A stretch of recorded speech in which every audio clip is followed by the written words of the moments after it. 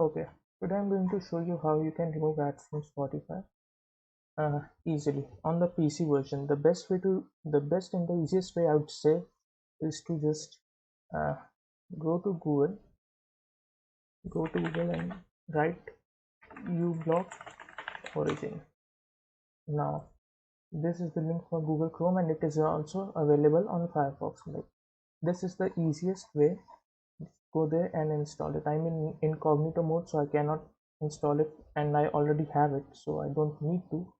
Just go there, install the app, install the extension, and then come back to your Spotify and just hit refresh, or like just open Spotify again, and now you're here. Like, now you won't see any ads. So if I decide lowest, so that you guys don't have to actually hear the music and you can see that I'm skipping through the music, I can easily change the songs and not have to encounter a single ad.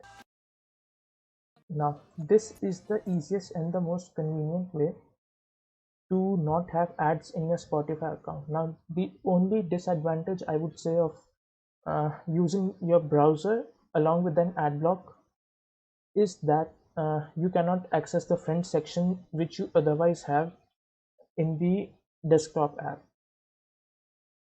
So this is the easiest way, and I will make a future video where I'll show you how you can actually remove ads from your PC app as well, uh, like the PC app, the exe file that you download, and that variant will only work for the PC app downloaded directly from the Spotify website, and it won't work for the Windows Store variant.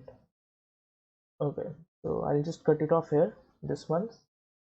Yes. And another thing, yeah, you should download uBlock Origin and not download the other adblock apps that are available, because uh, like the default adblock plus app is actually paid by companies to not have their ads removed. So if a company is paying the adblock company, they will not actually block ads on their particular website.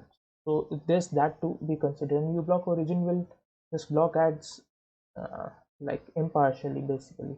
And you can also like set it up further to assist you.